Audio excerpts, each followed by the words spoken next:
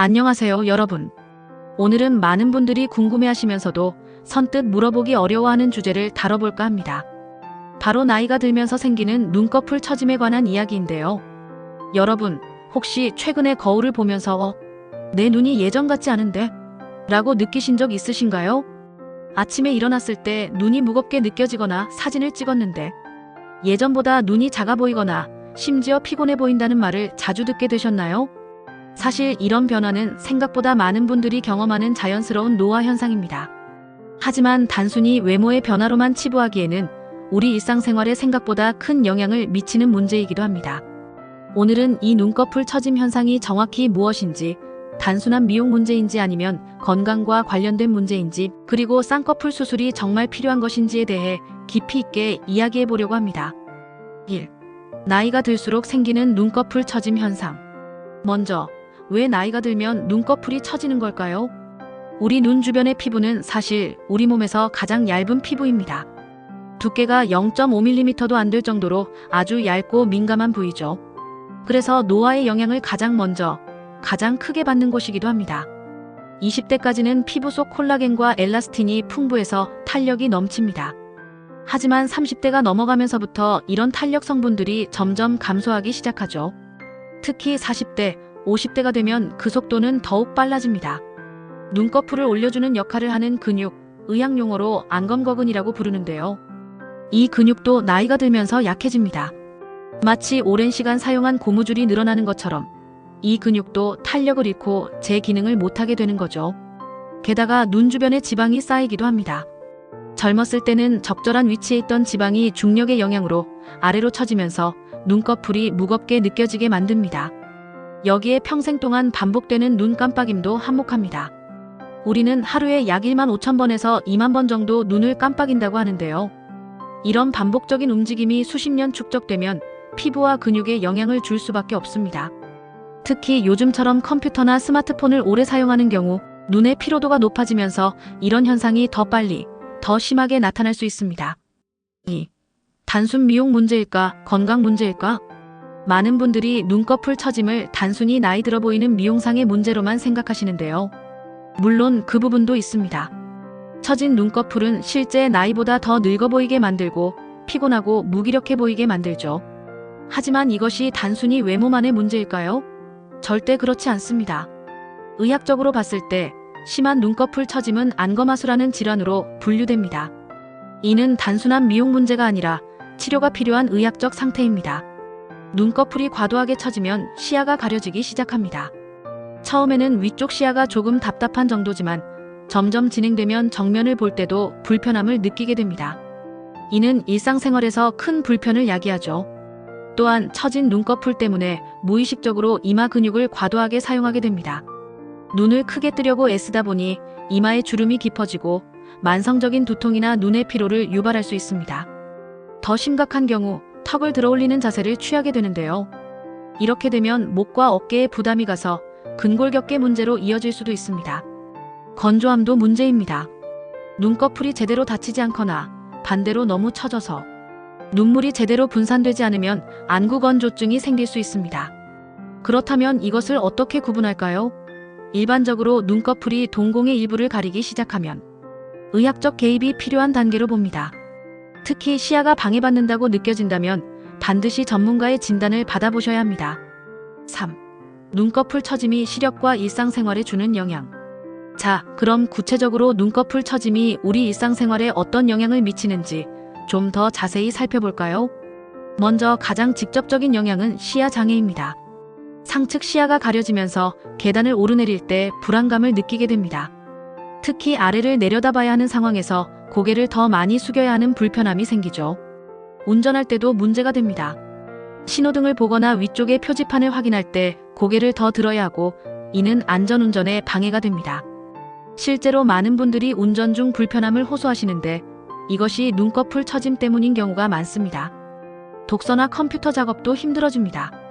글자를 읽을 때 시야가 좁아져서 눈의 피로가 빨리 오고 집중력이 떨어집니다. 장시간 작업이 필요한 직업을 가진 분들에게는 업무 효율성에도 영향을 미칠 수 있죠. 화장이 어려워진다는 분들도 많습니다. 특히 여성분들의 경우 아이 메이크업이 예전처럼 되지 않아서 스트레스를 받으신다고 합니다. 아이라인을 그어도 보이지 않거나 아이섀도가 접힌 피부에 뭉개져 버리는 거죠. 사진 찍을 때도 신경이 쓰입니다. 눈이 작아 보이거나 피곤해 보이는 모습이 사진에 담기니까 사진 찍기를 꺼려하게 되고 이는 자신감 저하로 이어집니다. 대인관계에도 영향을 미칩니다. 피곤해 보인다, 기운이 없어 보인다는 말을 자주 듣게 되면서 자존감이 낮아질 수 있습니다. 실제로는 건강하고 활기차도 외모 때문에 오해를 받는 경우가 많습니다. 수면에도 문제가 생길 수 있습니다. 눈꺼풀이 완전히 닫히지 않으면 수면 중에도 눈이 건조해지고 이는 수면의 질을 떨어뜨립니다. 이런 여러 불편함들이 쌓이면 삶의 질이 전반적으로 저하될 수밖에 없습니다. 단순히 나이 들면 그런 거지라고 넘기기에는 우리 일상에 미치는 영향이 너무 크다는 거죠. 4. 쌍꺼풀 수술의 원리와 효과. 그렇다면 많은 분들이 궁금해하시는 쌍꺼풀 수술, 정확히는 안검성 형술에 대해 이야기해 볼까요? 사실 쌍꺼풀 수술이라고 하면 대부분 예뻐지려고 하는 수술이라고 생각하시는데요. 물론 그런 목적도 있지만 나이가 들어서 하는 안검성 형술은 조금 다릅니다. 젊은 나이에 하는 쌍꺼풀 수술은 주로 쌍꺼풀 라인을 만들거나 눈을 더 크게 보이게 하는 미용 목적이 큽니다. 하지만 중년 이후에 하는 수술은 처진 피부와 지방을 제거하고 약해진 근육을 강화하는 기능 회복의 의미가 더 큽니다. 수술의 원리를 간단히 설명하면 이렇습니다.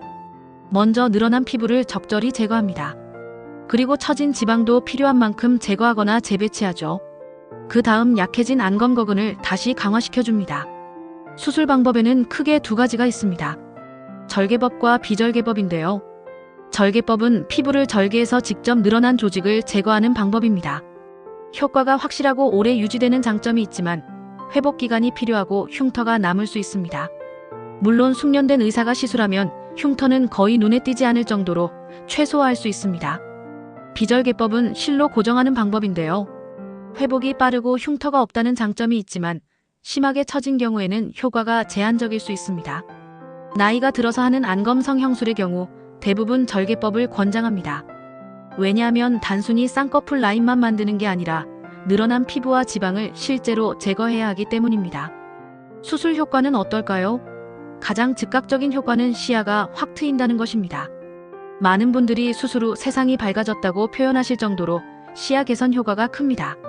외모적으로는 눈이 또렷해지고 젊어 보이는 효과가 있습니다. 피곤해 보이던 인상이 생기 있어 보이고 실제 나이보다 5살에서 10살 정도 젊어 보이는 경우가 많습니다. 기능적으로는 눈의 피로감이 줄어듭니다. 더 이상 억지로 눈을 크게 뜨려고 애쓰지 않아도 되니까 이마와 눈 주변 근육의 피로가 줄어드는 거죠. 장기적으로는 두통이 줄어들고 어깨 결림도 개선되는 경우가 많습니다. 자세도 자연스럽게 교정되고요. 5. 쌍꺼풀 수술이 필요한 경우와 필요 없는 경우. 그렇다면 누구나 다 수술을 해야 할까요? 절대 그렇지 않습니다. 수술이 꼭 필요한 경우와 굳이 하지 않아도 되는 경우를 명확히 구분하는 것이 중요합니다. 수술이 필요한 경우를 먼저 말씀드리겠습니다. 첫째, 눈꺼풀이 동공을 가릴 정도로 심하게 처진 경우입니다. 이 경우는 의학적으로 치료가 필요한 상태로 봅니다. 시야 장애가 명확하기 때문에 건강보험 적용을 받을 수도 있습니다. 둘째, 일상생활에 불편을 느끼는 경우입니다. 독서, 운전, 계단 오르내리기 등에서 구체적인 불편함이 있다면 수술을 고려해 볼 만합니다. 셋째, 이마 근육을 과도하게 사용해서 두통이나 눈의 피로를 자주 느끼는 경우입니다. 이는 눈꺼풀 처짐을 보상하려는 신체의 반응인데 장기적으로 더 큰 문제를 일으킬 수 있습니다. 넷째, 눈꺼풀 처짐으로 인한 안구건조증이나 눈물 흘림 같은 증상이 있는 경우입니다. 다섯째, 심리적으로 큰 스트레스를 받고 있는 경우입니다. 외모 때문에 자신감이 크게 저하되고 대인관계나 사회생활에 영향을 받는다면 수술을 고려해 볼 수 있습니다. 반대로 수술이 꼭 필요하지 않은 경우도 있습니다. 첫째, 눈꺼풀 처짐이 경미해서 시야에 전혀 지장이 없는 경우입니다. 약간의 미용적 불만족만 있다면 굳이 수술까지 할 필요는 없을 수 있습니다. 둘째, 나이에 비해 자연스러운 정도의 변화인 경우입니다. 50대, 60대에는 어느 정도의 눈꺼풀 처짐은 자연스러운 노화 현상입니다. 셋째, 수술에 대한 막연한 두려움이나 주변의 권유만으로 고민하는 경우입니다. 본인이 실제로 불편함을 느끼지 않는다면 무리하게 수술할 필요는 없습니다. 넷째, 건강 상태가 수술을 받기에 적합하지 않은 경우입니다. 당뇨병이나 고혈압 같은 기저질환이 잘 조절되지 않거나 혈액 응고 장애가 있는 경우는 위험할 수 있습니다. 다섯째, 현실적인 기대치를 갖지 못한 경우입니다. 수술로 20대의 눈을 되찾을 수 있다고 생각한다면 결과에 실망할 가능성이 큽니다. 중요한 건 수술 여부는 의학적 필요성, 일상생활의 불편함 정도, 개인의 가치관 등을 종합적으로 고려해서 결정해야 한다는 점입니다. 6. 수술 외에 가능한 비수술적 방법들. 수술은 부담스러운데 뭔가 개선할 방법은 없을까? 이렇게 생각하시는 분들 많으실 겁니다. 다행히도 수술 외에도 시도해볼 수 있는 방법들이 있습니다. 먼저 보톡스 시술이 있습니다. 이마 근육에 보톡스를 주입하면 과도하게 사용되는 근육을 이완시켜 두통을 줄이고 이마 주름을 개선할 수 있습니다. 하지만 이것이 직접적으로 처진 눈꺼풀을 올려주지는 않습니다. 실리프팅이나 울세라 같은 리프팅 시술도 있습니다. 이는 피부 깊숙이 에너지를 전달해서 콜라겐 생성을 촉진하고 피부를 당겨주는 방법입니다. 경미한 처짐에는 어느 정도 효과가 있지만 심한 경우에는 한계가 있습니다. 필러를 이용한 방법도 있습니다. 움푹 들어간 부위에 필러를 넣어서 전체적인 균형을 맞추는 건데요. 이것도 근본적인 해결책은 아니고 보조적인 방법입니다. 고주파나 레이저 치료도 선택지 중 하나입니다. 피부 탄력을 높이고 처짐을 어느 정도 개선할 수 있지만 역시 경미한 경우에만 효과적입니다. 홈케어로는 눈 주변 마사지가 도움이 될 수 있습니다. 혈액순환을 촉진하고 부기를 빼는 데 효과가 있습니다. 하지만 이미 처진 피부를 다시 올려주지는 못합니다. 눈 운동도 있습니다. 눈을 크게 뜨고 감는 동작을 반복하거나 눈동자를 여러 방향으로 움직이는 운동이 눈 주변 근육을 강화하는 데 도움이 될 수 있습니다. 하지만 이미 약해진 근육을 운동만으로 완전히 회복시키기는 어렵습니다. 생활습관 개선도 중요합니다. 충분한 수면, 금연, 자외선 차단, 적절한 수분 섭취 등이 눈 주변 피부의 노화를 늦추는 데 도움이 됩니다.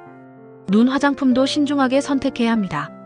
너무 자극적인 제품은 피부를 더 약하게 만들 수 있으니 눈가 전용 제품을 사용하고 화장을 지울 때도 부드럽게 해야 합니다. 영양 섭취도 신경 써야 합니다. 비타민C, 비타민 E, 오메가3 같은 항산화 성분이 풍부한 음식이 피부 건강에 도움이 됩니다. 하지만 솔직히 말씀드리면 이런 비수술적 방법들은 예방이나 경미한 개선에는 도움이 되지만 이미 심하게 처진 경우에는 효과가 제한적입니다. 마치 이미 늘어난 옷을 다시 줄이려는 것과 비슷합니다. 따라서 비수술적 방법은 초기 단계에서 진행을 늦추거나 수술 후 결과를 유지하는 데 활용하는 것이 좋습니다. 7. 수술 전 고려해야 할 위험성과 주의점. 수술을 결정했다면 반드시 알아야 할 위험성과 주의점들이 있습니다. 어떤 수술이든 100% 안전한 수술은 없으니까요. 먼저 일반적인 수술 합병증이 있습니다. 출혈, 감염, 마취, 부작용 같은 것들인데요. 다행히 안검성 형술은 비교적 안전한 수술에 속하지만 가능성을 완전히 배제할 수는 없습니다. 눈 관련 특수한 합병증도 있습니다. 드물지만 안구 손상, 시력 저하, 복시 사물이 겹쳐 보이는 현상 같은 것들이 발생할 수 있습니다. 이런 합병증은 매우 드물지만 발생하면 심각할 수 있어서 반드시 경험 많은 전문의에게 받아야 합니다. 흉터 문제도 있습니다. 대부분은 시간이 지나면 거의 보이지 않게 되지만 개인의 피부 특성에 따라 흉터가 도드라지게 남을 수 있습니다. 특히 켈로이드 체질이라면 더욱 주의해야 합니다. 비대칭 문제도 흔합니다. 사실 사람의 얼굴은 원래 완벽하게 대칭이 아니기 때문에 수술 후에도 양쪽 눈이 완벽하게 똑같지는 않을 수 있습니다. 심한 경우 재수술이 필요할 수도 있습니다. 과교정이나 부족 교정의 위험도 있습니다. 너무 많이 제거하면 눈을 완전히 감기 어려워지고 반대로 너무 적게 제거하면 효과가 미미할 수 있습니다. 회복 과정에서의 불편함도 고려해야 합니다. 수술 후 며칠간은 붓기와 멍이 심하고 완전히 자연스러워지기까지는 보통 2에서 3개월 정도 걸립니다. 이 기간 동안 사회생활에 제약이 있을 수 있습니다. 건조함과 눈물 흘림도 일시적으로 나타날 수 있습니다. 수술 직후에는 눈이 완전히 감기지 않아 건조해지거나 반대로 눈물이 과도하게 날 수 있습니다. 대부분 시간이 지나면 해결되지만 가끔 장기화되는 경우도 있습니다. 비용도 고려사항입니다. 미용 목적이라면 전액 본인 부담이고 의학적 필요성이 인정되더라도 보험 적용 범위가 제한적일 수 있습니다. 수술 전 주의사항으로는 혈액순환에 영향을 주는 약물이나 건강보조식품을 2주 전부터 중단해야 합니다. 아스피린, 오메가3, 은행잎 추출물, 비타민 E 같은 것들이 출혈 위험을 높일 수 있습니다. 금연은 필수입니다. 흡연은 상처 치유를 방해하고 합병증 위험을 크게 높입니다. 수술 전후 최소 2주씩은 금연해야 합니다. 수술 당일에는 화장을 하지 말아야 하고 편안한 옷을 입고 가야 합니다. 그리고 수술 후 혼자 운전해서 가는 것은 위험하니 보호자와 함께 가야 합니다. 8. 나에게 맞는 선택을 위한 전문가 상담의 중요성. 자, 여기까지 눈꺼풀 처짐과 안검성 형술에 대해 자세히 알아봤습니다. 그런데 결국 가장 중요한 건 뭘까요? 바로 나에게 맞는 선택을 하는 것입니다. 인터넷에는 정보가 넘쳐나지만 그 정보가 내게 맞는 정보인지는 알 수 없습니다. 같은 나이 비슷한 증상이라도 개인마다 눈의 구조, 피부 상태, 건강 상태가 다 다르기 때문입니다. 그래서 전문가 상담이 절대적으로 중요합니다. 여기서 전문가란 단순히 의사 면허가 있는 사람이 아니라 안검성 형술에 대한 충분한 경험과 전문성을 갖춘 의사를 말합니다. 좋은 의사를 선택하는 기준은 뭘까요? 첫째, 성형외과나 안과 전문의 자격을 갖추고 있는지 확인해야 합니다. 특히 눈 수술은 매우 섬세한 영역이므로 전문의 자격이 중요합니다. 둘째, 충분한 임상 경험이 있는지 확인해야 합니다. 안검성 형술을 연간 몇 건이나 시술하는지, 경력이 제시도 시계속 편집 얼마나 되는지 물어보는 것이 좋습니다. 셋째, 상담 시 충분한 시간을 할애하는지 봐야 합니다. 5분, 10분 만에 수술을 권하는 곳은 피하는 것이 좋습니다. 좋은 의사는 환자의 상태를 꼼꼼히 살피고 충분히 설명하고 질문에 성실하게 답변합니다. 넷째, 수술만 권하는 게 아니라 다른 대안도 제시하는지 확인해야 합니다. 무조건 수술을 권하는 의사보다는 지금은 수술이 필요 없어 보입니다. 또는 이런 비수술적 방법을 먼저 시도해 보시죠라고 말할 수 있는 의사가 더 신뢰할 만합니다. 다섯째, 수술의 위험성과 한계에 대해서도 솔직하게 이야기하는지 봐야 합니다. 장점만 강조하고 단점은 숨기는 곳은 위험합니다. 여섯째, 수술 전후 사진을 보여주되 과장되지 않은 자연스러운 결과물을 보여주는지 확인해야 합니다. 너무 극적인 변화를 강조하는 곳은 오히려 의심해 봐야 합니다. 일곱째, 사후관리 시스템이 잘 되어 있는지도 중요합니다. 수술 후 문제가 생겼을 때 책임지고 대응할 수 있는 시스템이 있는지 확인하세요. 그리고 한 곳만 상담받지 말고 최소 2곳에서 3곳에서 상담을 받아보세요. 의견이 비슷하면 그것이 맞을 가능성이 높고 의견이 다르다면 왜 다른지 더 자세히 물어봐야 합니다. 가족이나 가까운 친구와 함께 상담받는 것도 추천합니다. 본인이 놓친 부분을 다른 사람이 물어볼 수도 있고 나중에 결정을 내릴 때 의논할 수도 있으니까요. 무엇보다 중요한 건 조급하게 결정하지 않는 것입니다. 오늘 결정하면 할인해드립니다. 같은 말에 현혹되지 마세요. 내 몸에 관한 중요한 결정을 가격 할인 때문에 서둘러서는 안 됩니다. 충분히 생각하고 가족과 상의하고 다양한 정보를 비교한 후에 결정하세요. 수술은 언제든 할 수 있지만 한 번 하면 되돌릴 수 없으니까요. 마무리. 자, 오늘 우리는 눈꺼풀 처짐에 대해 깊이 있게 알아봤습니다. 단순히 나이 들어 보이는 미용 문제가 아니라 시력과 일상생활에 실질적인 영향을 미치는 건강 문제일 수 있다는 것을 알게 되셨을 겁니다. 핵심을 정리하면 이렇습니다. 눈꺼풀 처짐은 자연스러운 노화 현상이지만 정도에 따라 치료가 필요할 수 있습니다. 시야를 가리거나 일상생활에 불편을 준다면 단순히 참고 넘길 문제가 아닙니다. 쌍꺼풀 수술, 즉 안검성 형술은 이런 문제를 해결할 수 있는 효과적인 방법입니다. 하지만 모든 사람에게 필요한 것은 아니고 개인의 상태에 따라 신중하게 결정해야 합니다. 수술 외에도 여러 비수술적 방법들이 있지만 이들은 주로 예방이나 경미한 개선에 효과적입니다. 이미 심한 처짐이 있다면 근본적인 해결은 어려울 수 있습니다. 어떤 선택을 하든 가장 중요한 것은 전문가와의 충분한 상담입니다. 나의 상태를 정확히 진단받고 가능한 옵션들을 비교하고 위험성을 이해한 후에 결정해야 합니다. 그리고 기억하세요. 수술을 한다고 해서 20대의 눈으로 돌아가는 것은 아닙니다. 하지만 나이에 맞는 자연스럽고 건강한 모습으로 개선될 수는 있습니다. 중요한 건 남들의 시선이 아니라 내가 편안하고 자신감을 가질 수 있느냐 하는 것입니다. 나이 들면 피할 수 없는 자연의 법칙입니다.